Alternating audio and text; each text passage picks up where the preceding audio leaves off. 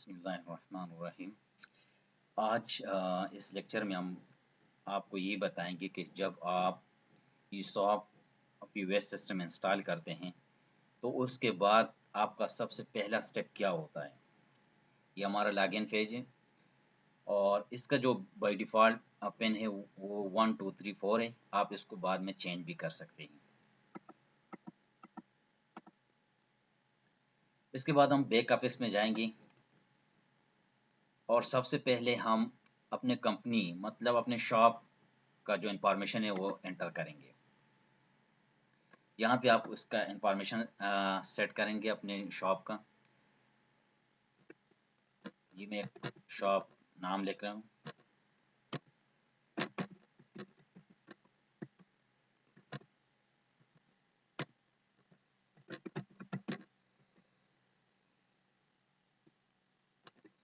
यहाँ पे एड्रेस 1 में हम उसका स्ट्रीट एड्रेस या जो भी हम इस तरह लिखेंगे।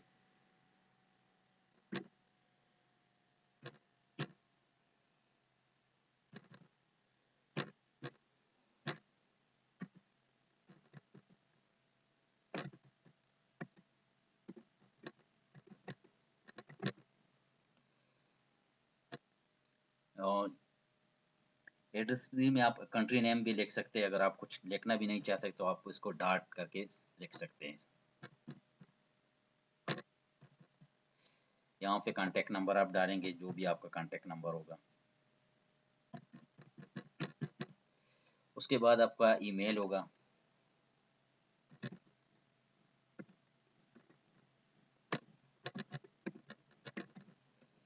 अगर एनटीएन नंबर है तो आप यहाँ पे डालें। ये आप हेडर इनवॉइस हेडर भी आप चेंज कर सकते हैं। आप इसकी जगह कुछ भी लिख सकते हैं।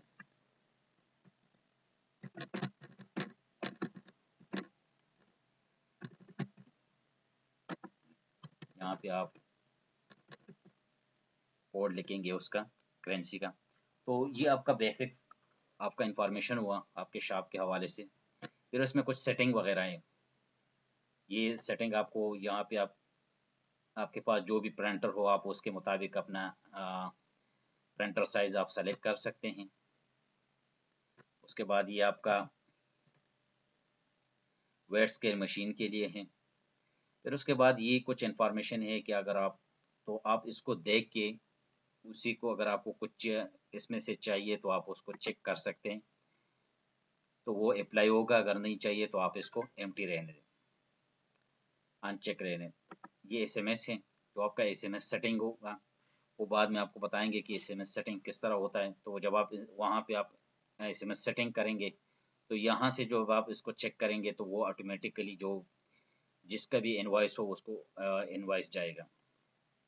ईमेल सेटिंग है, ईमेल सेटिंग भी सेटिंग में आप ईमेल सेट कर सकते हैं। फिर उसके बाद ये सारा आप जो भी है रिपोर्ट्स वगैरह है तो आप उसको ओनर को मेल कर सकते हैं। उसका बैक ऑटो बैकअप आ जाता है। तो आपने एक फ़ोल्डर सेलेक्ट करनी है, उस फ़ोल्डर में आपका जब भी आप सिस्टम को क्लोज़ करेंगे तो ऑटोमेटिकली आपका बैकअप बनेगा। इसके बाद हम इसको करते हैं सेव।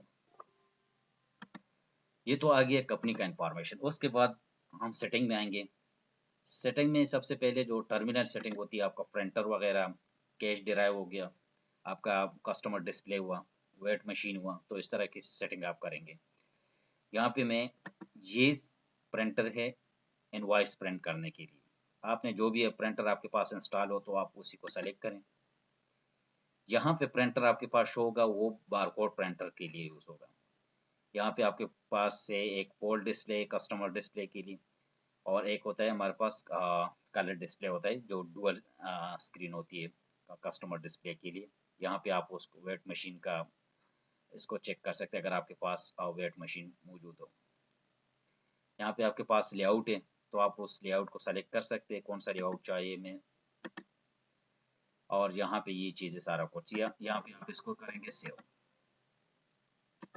उसके बाद आप टेक्स्ट टाइप आएंगे। हमारे पास टेक्स्ट टाइप पहले से मौजूद है, वेट हम लिखा हुआ है।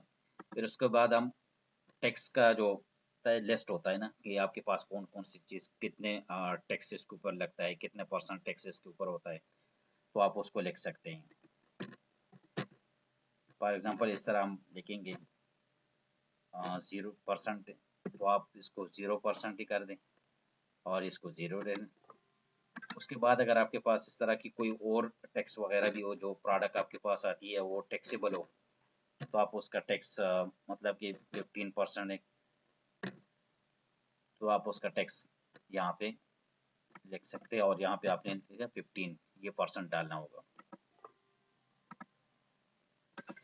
उसके बाद हमारे पास यूनिट आती है। यूनिट आपके पास जो आपका शॉप है उसमें यूनिट का पैकिंग किस तरह आपकी होती है, मतलब कि बॉक्स में कुछ चीज़ आती है या आपके पास कोई पैकेट होती है, पीस होती है,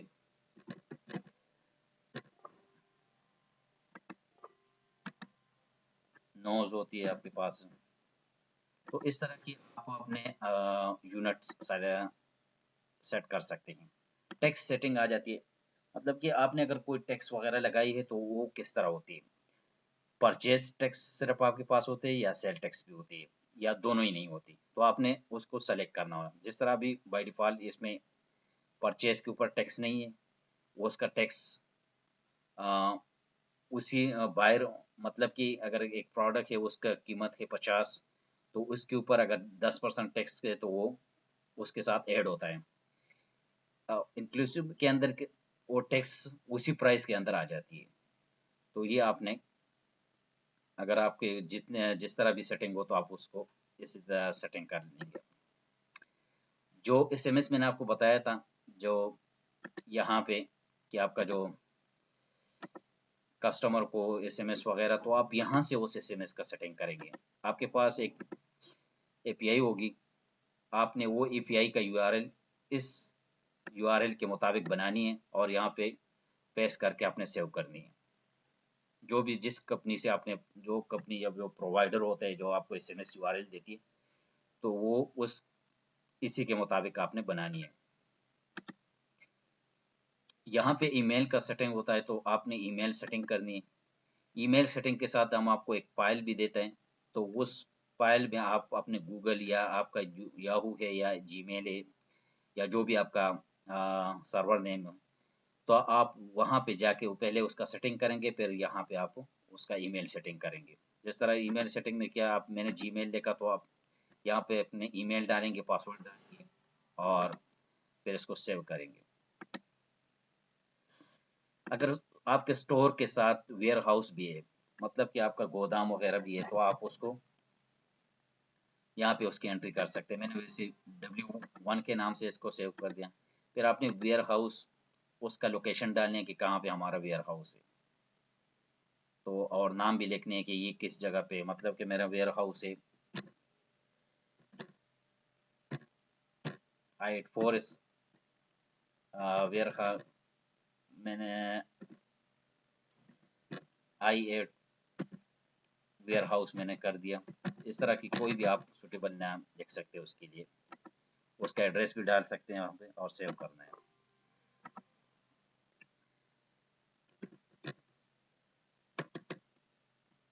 जहाँ पे मैं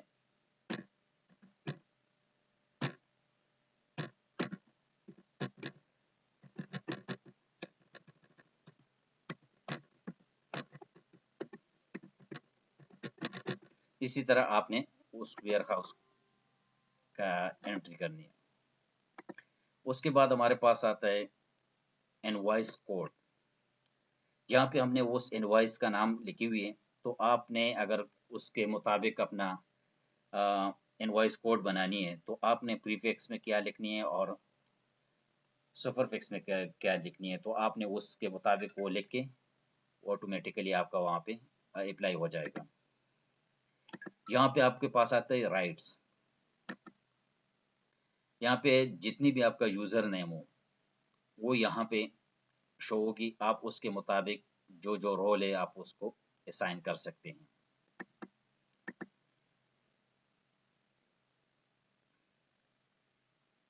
बाय एक्स गेट वाई इसको हम बाद में कर लेंगे।